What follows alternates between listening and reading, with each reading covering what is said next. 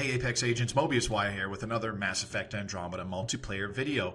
Now the game's been out for about a week now, and people are already figuring out how to best the higher difficulties. However, there's still plenty of new players jumping in and trying multiplayer for the first time, or only have a few matches under their belt. So this video is geared more towards those players, as well as the kind of player that plans to play Mass Effect Andromeda's multiplayer for a long time to come. As Andromeda's multiplayer, like Mass Effect 3's, really rewards those who stick with it for a very long time, giving you more equipment and characters available for unlocks, letting you try new things, as well as playing on higher difficulties. So these 10 tips are geared more towards newer players, but even a veteran player who might not know one or two of these things could find this useful. So when you first start playing Mass Effect Andromeda multiplayer, the important thing to remember is you want to start playing in bronze difficulty. This might seem obvious to a lot of people, but it goes without saying that there's lots of people who simply think that playing the higher difficulties will yield better rewards, which they do, allowing them to buy the more expensive packs sooner. This is simply the wrong way to go about it, as when you start playing Mass Effect Andromeda's multiplayer, all of your characters are level 1 and you only have the most basic of equipment. Bronze is simply a much more forgiving difficulty than silver or gold, in the fact that enemies have lower health pools, deal less damage, and the bosses appear at later waves and not as frequently. So bronze is the perfect entry point for those who are new to multiplayer. And even then, a full team of complete newcomers to Mass Effect Andromeda's multiplayer might find bronze such a challenge that they don't complete the mission every time. So bronze is the perfect entry point for those of you who are new to Mass Effect Andromeda's multiplayer. I strongly suggest starting with that difficulty. The second tip I have to give you newcomers is to simply buy basic packs first. Yes, it's very tempting to try and save up credits to buy those more expensive packs to try and get those rare or ultra rare characters or weapons. But trust me, when you're starting out this game, you want to start off by buying the basic packs first, especially if you're still playing in bronze. The rewards in bronze are enough where a full extraction to the team will warrant you 10,000 credits. You can buy 2 basic packs with this. This will not only unlock more uncommon gear for you, but it will improve on the uncommon gear and characters that you already have. Uncommon weapons and weapon mods improve their performance as you unlock them in higher grades, and unlocking higher grade character cards not only gives you more appearance options, but it also gives you more skill points to distribute when speccing your character. As you can see, my level 1 human male adept has 25 skill points to distribute, even though he's still only level 1. This is because I have unlocked him to grade 10 with character cards. So make sure you're buying those basic packs first to max out your common gear before you start going into the more expensive packs. By purchasing large amounts of these basic packs, you will also increase your stockpile of one-time use consumables, as well as increase the capacity of consumables that you can bring into every mission. You can find out how many consumables you have stockpiled, as well as the capacity that you can bring into every mission by going to the consumables tab of the character customization screen. It will be displayed on the right-hand side. Now, the third tip I'm going to offer for you Apex agents is to use your strike teams to acquire mission funds. A lot of people don't really seem to know about the strike teams or simply do not utilize them. However, you want to make sure you are utilizing them so that you can earn these things called mission funds. Mission funds are the only way you can buy things directly from the item store in the multiplayer menu. The item store is the only method you can buy things called equipment. Equipment acts like the one-time boosters that you can use on missions. However, equipment does not disappear. Once you purchase equipment, it is permanently in your inventory and can be used on any character that you take with you in a multiplayer mission. Don't forget that you can manage and deploy your strike teams in certain locations within the single player. For example, there is a terminal on the Tempest ship as well as one on the Nexus, and you can also download the mobile Apex HQ app for your phone, allowing you to deploy and manage your strike teams when you're not even playing the game. Tip number 4 kind of ties into the previous tip in that you want to purchase a second strike team ASAP, or possibly a third strike team. The game automatically gives you 1 strike team to dispense with as you please, which will start the earning of your mission funds. However, to increase the rate at which you earn those mission funds by completing these strike team missions, you want to definitely purchase a second strike team ASAP. A second strike team will cost itself 40 mission funds, and you can even recruit a third strike team to maximize your mission funds earning potential as best as possible. A third strike team will cost an additional 80 mission funds. I strongly recommend using your first 40 mission funds that you earn by purchasing a second strike team, so you can send out multiple strike teams at any one time and maximize how quickly you are earning your mission funds. Now it's time for some general in-game tips, and the fifth tip in this video is simply to keep moving when you're playing in your multiplayer missions. The enemies in Mass Effect Andromeda are quite relentless. They will flank you and they will blitz you if you hold up in one spot. It actually takes a good amount of team coordination to hunker down in a specific location and hold off the enemy from reaching that location. But since you're probably going to be playing with random players most of the time, you're better off to simply keep running around, isolating enemies as much as possible so you yourself don't get overwhelmed.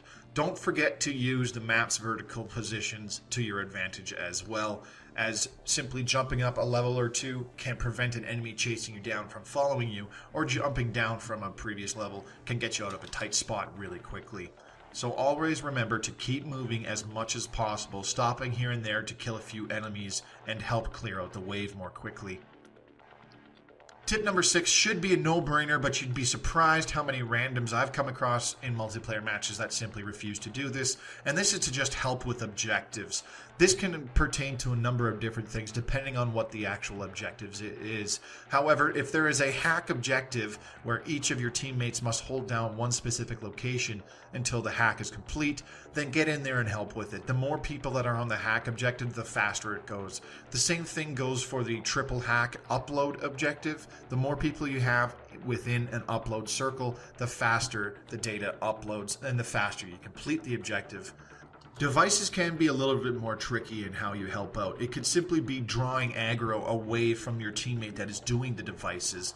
You don't necessarily have to stand directly atop the person that is doing the devices, especially if they're an infiltrator utilizing a really long cloak time to complete the device unnoticed. By standing over top of somebody doing the device, you draw more enemies towards you and potentially draw more enemies towards the person who is actually doing the device. So the best option is to try and draw enemies away from the person who is actually doing the objectives.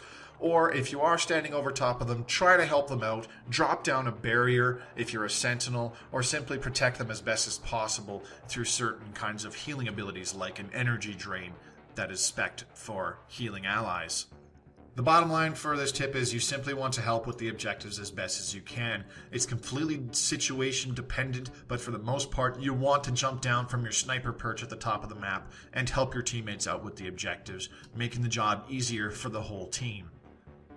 Tip number 7 is a very well-known idea from Mass Effect 3 multiplayer, so veterans will know this one, but a lot of newbies to Andromeda don't seem to realize this, and that's when the extraction wave starts, you don't want to rush directly to the extraction and hold the point down.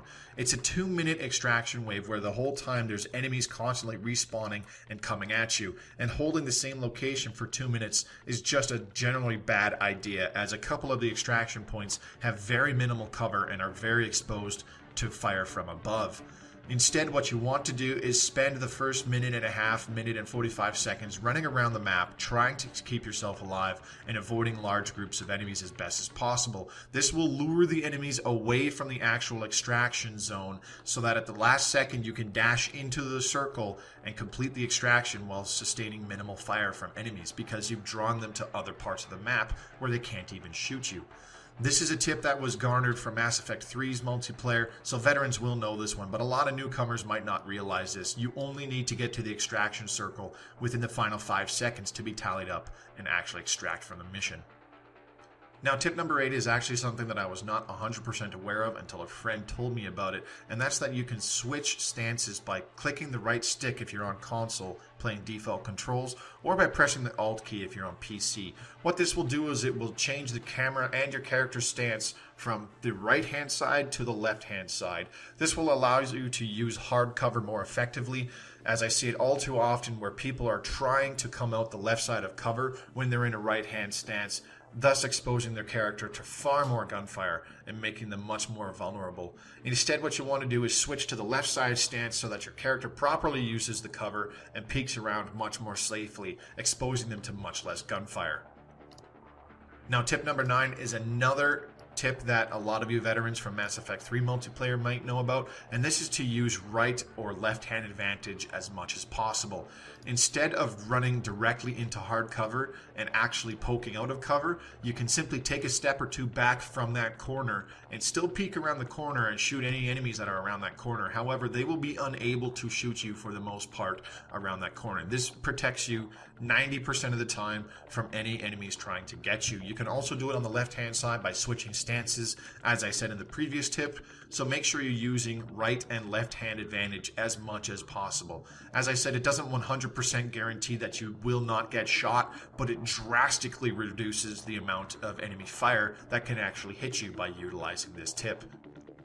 Now, tip number 10 is one more in-game piece of advice that a lot of Mass Effect 3 multiplayer veterans will be aware of by default, but a lot of Andromeda multiplayer newcomers might not really realize this. And this is that you want to utilize your consumables as best as possible. Those consumables that I spoke of in previous tips explaining that you want to buy basic packs, you want to use them in your missions. You get plenty of them by buying those basic packs when you start off in the multiplayer, so you want to use them as best as you can in those missions.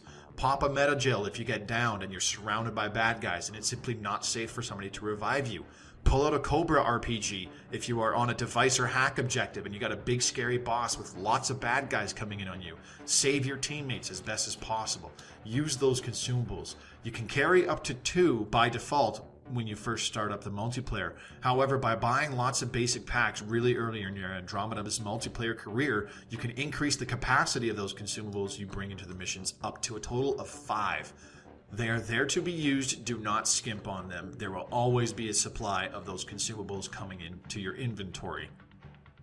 Now, one final bonus tip for you Apex agents is to be sure to collect on your reward packs. These can be packs for being a loyal Mass Effect fan by playing Mass Effect 3, or simply being rewarded to you for pre-ordering the game or purchasing the deluxe edition of Mass Effect Andromeda. Be sure to check the rewards tab of the store screen and claim these packs ASAP. They tend to be more advanced packs than the basic ones, so there's a good chance that you'll get some uncommon characters or gear, or possibly even rare characters or gear that you can unlock early in your Mass Effect Andromeda multiplayer career.